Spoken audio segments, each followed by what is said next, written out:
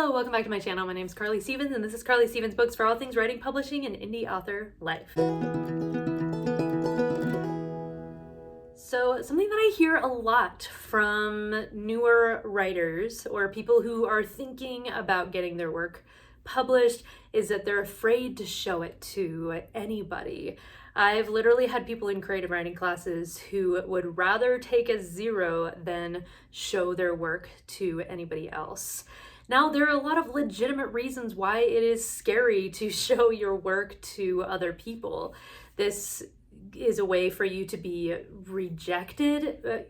Writing can feel like an incredibly personal thing, and so it can feel more like a personal attack anytime your work is not enjoyed by others rather than just a critique of your craft. So this video is all about taking small, manageable steps toward being able to create that thicker skin and that ability to absorb critique and even criticism about your work without breaking down. It is a difficult thing, and it is something that writers have to deal with if they're going to put themselves out into the world. If you want your books, your stories to be read by anybody else, there is that danger that people are not going to just glow about every aspect of it. You need to be prepared for that potential criticism, again, critique or backlash or whatever. And so here are some ways to slowly, manageably build up that ability to take that sort of critique on your work.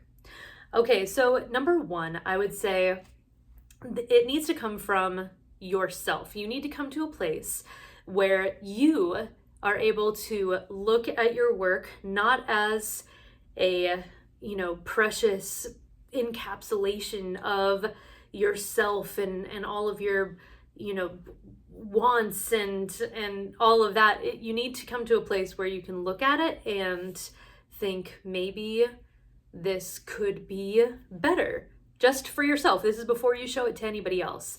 Something that I've found really useful is for Fury and Rising, my debut, for example.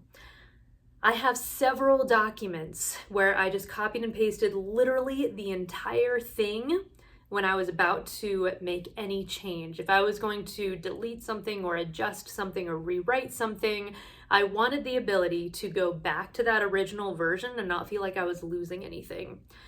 So this is important, I think, for that mental, at least for a lot of people, for that mental hurdle of, but what if I delete something and then I can never go back to it?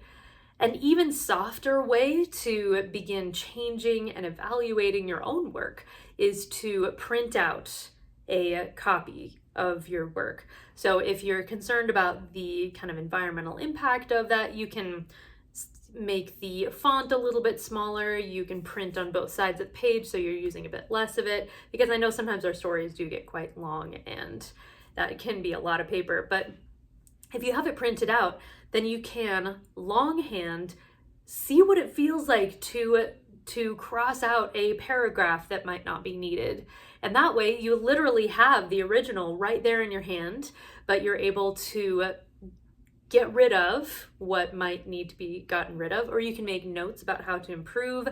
For me, that discipline of printing something out and then physically writing down potential improvements was my gateway into actually enjoying the editing process. I know that's not going to be everybody's story. Some people much prefer the drafting process where you're actively creating. But for me, physically seeing my work improve, like, oh, that actually would be a good addition. Oh, what if this also happened here? This I don't think I need anymore. That can be a really, really healthy thing. So that you acknowledge not that your story is bad, not that the idea or even the execution is terrible, but everybody's stories can get better. Everybody's stories can get better.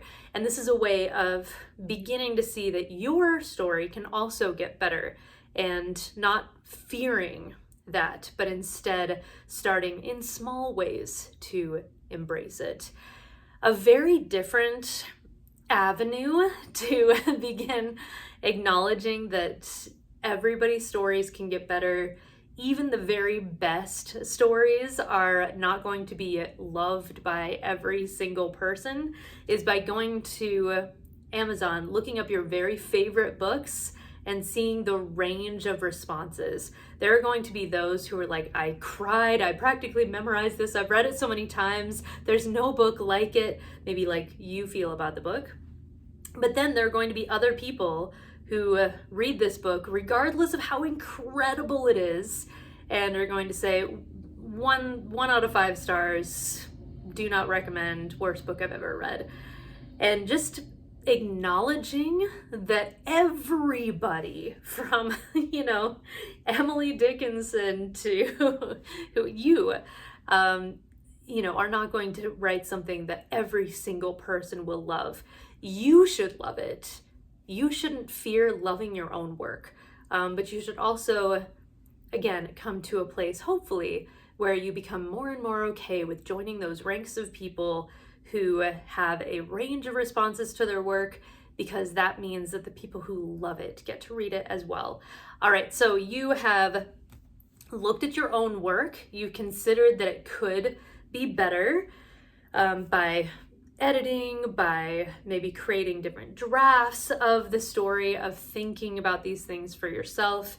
If you're unsure, by the way, where to begin with self-editing, I have a free PDF on my website, carly-stevens.com, that gives you a list of fiction editing things to consider as you're going through your own work. This is really helpful to start thinking in those terms, especially if it's brand new for you to be editing your own stuff.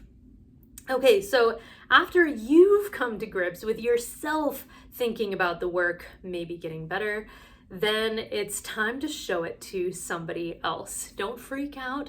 Don't panic at this stage. I want to make a clarifying comment here first. Negative feedback can come in a couple different stripes, and I'm going to categorize them into 2 different boxes. There is the critique box and there is the criticism box. We're going to ignore the criticism for a second. We're going to only focus on the critique box. Critique is what you have been doing with your own work so far. It's looking at something that you think, hopefully, is good, or at least has a lot of potential, right? And then ways to improve that. Criticism is when people are like, worst thing I've ever, we're going to ignore, you don't need to deal with that right now. We're just going to look at critique. So what I recommend, especially if you are very hesitant to show your stuff to anybody, either because you don't feel like it's good enough. That's the most common reason that I hear. It's like you want to be this perfectionist, but there's really no way to get to the level that you want without overcoming this hurdle, which is showing things to other people for critique. There are a couple ways that you can go about this that are less stressful, in my opinion. You can choose your own adventure, choose your own path, whatever feels best. So if you have a friend, a reader friend, who is going to be kind and, is interested in reading your stuff, show that friend a section that maybe needs a little bit of help. Maybe you're not quite as attached to that portion of your story, and then see what they think. This can be a best friend. Most of what they're gonna say is, oh my goodness, you're writing a book, this is incredible, the story concept is really interesting. So I would love to know this character more, and I feel like I didn't really get to know them as much as I wanted to in this section because they sound so awesome. Something like that. I know a lot of people, like I'm thinking about high schoolers that I taught, have like that friend that they're willing to show something to. So if you have a friend, whether you're in high school, college, or way beyond, that you can show part of your story to, that is a wonderful first step. It's a very safe kind of step because you know that you trust this person and they're not going to, rip you apart or anything. They're just going to be a separate set of eyes looking at your work. Another way that you can start to get that sort of new eyes on your work is by finding a writing community. Now, be very careful with these online writing communities. Some of them are more supportive than others.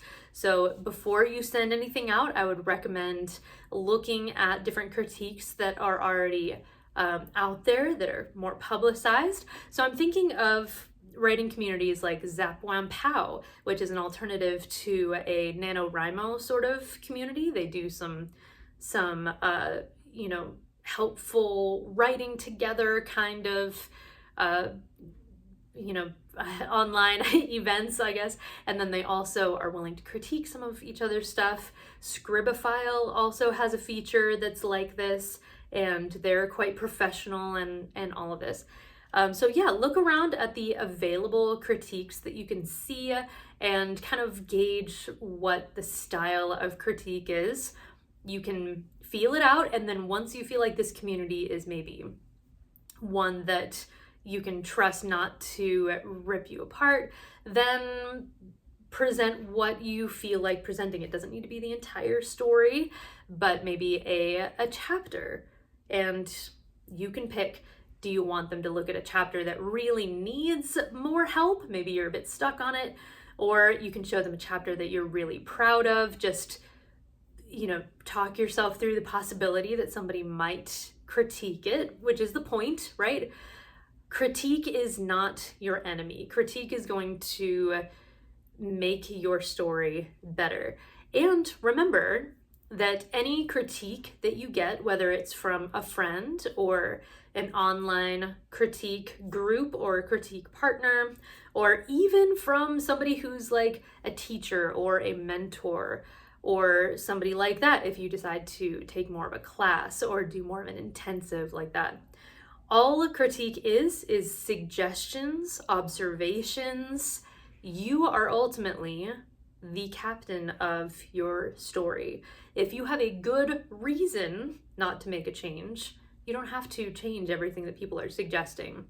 Now, I would suggest, genuinely considering all the feedback that you get, because especially if you're new, you do want to grow and not just be blinded by assuming that your work is, there's nothing that can be done to improve it, or, how dare you say something about that character.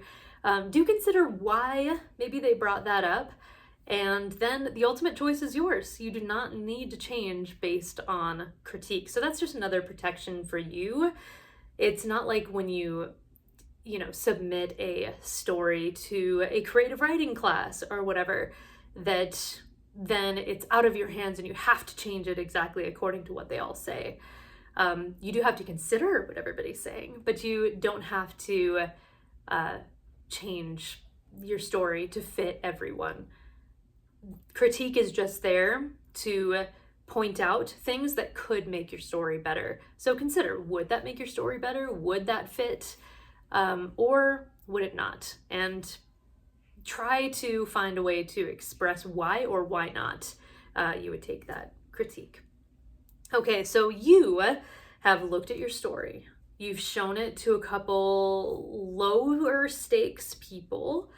I already mentioned that a bit higher stakes would be showing your story to a class or a bigger group of people.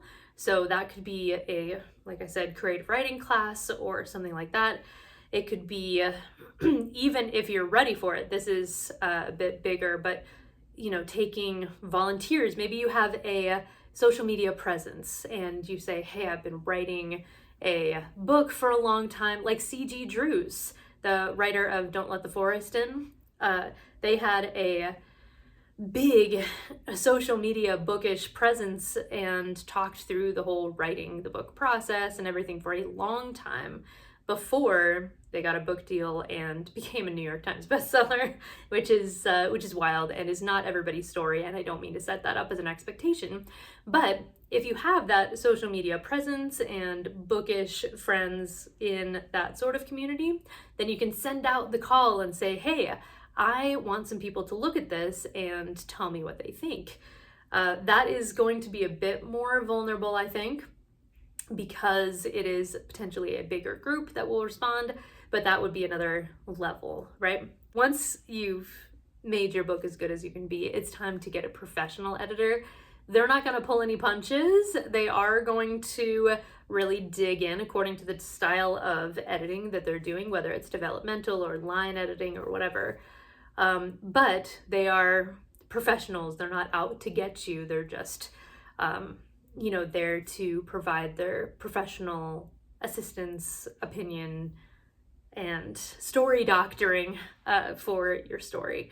So yes, professional editors are out there to help you with some of those final stages if you feel like you're closer to that. There's a great bank of editors and resources like that on reedsy.com. That's where I found my editor for Fury and Rising.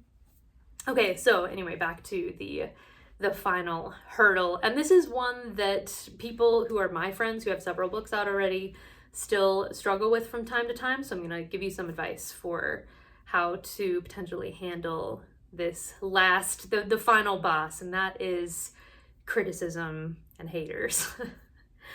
All right, so criticism and haters. This is something that every author deals with if they publish a book and it becomes popular enough to get beyond their friends and family.